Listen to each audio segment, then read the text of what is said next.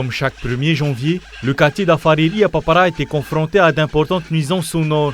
Entre le bruit des carbasses et les attroupements, un commerce voisin a été contraint de fermer ses portes, entraînant un manque à gagner. Face à cette situation, la gérante a interpellé la commune par le biais d'une lettre publique dénonçant son inaction. Comme toutes les années, il y a des rassemblements qui se font juste là, à l'entrée de la servitude, ce qui nous a empêchés du coup à ouvrir notre commerce.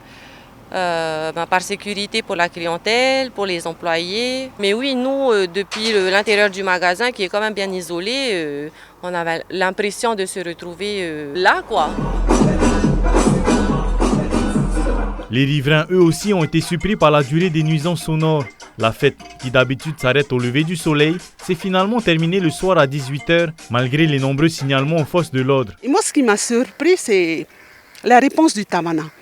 Donc les moutons sont venus, le gars est venu me voir en me disant qu'ils ont ordre de repartir. Moi là-dessus, je me suis énervée, j'ai appelé Tamana, j'ai dit c'est quoi ce truc-là? Pourquoi il n'y a pas d'intervention? Et elle m'a répondu parce qu'ils sont pas sur la voie publique. Voilà, maintenant ça va aller plus loin et nous ce qu'on demande c'est stop.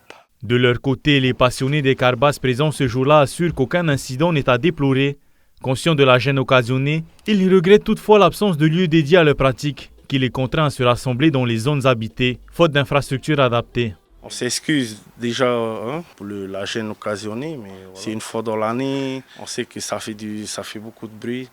Mais voilà, on n'a pas d'autre endroit où aller. Tout ce qu'on veut. Si on avait un spot, ok, mais là, il n'y a pas. C'était que de la bonne ambiance. Il n'y a pas eu de débordement, pas de bagarre. C'était que de la bonne ambiance, c'était que de la joie. Et voilà. On n'est pas des criminels, ils auraient dû ouvrir les magasins, ils auraient fait un bon chiffre d'affaires. Face à une situation devenue récurrente, plaignants et représentants de la municipalité se sont réunis jeudi dernier afin d'envisager des solutions.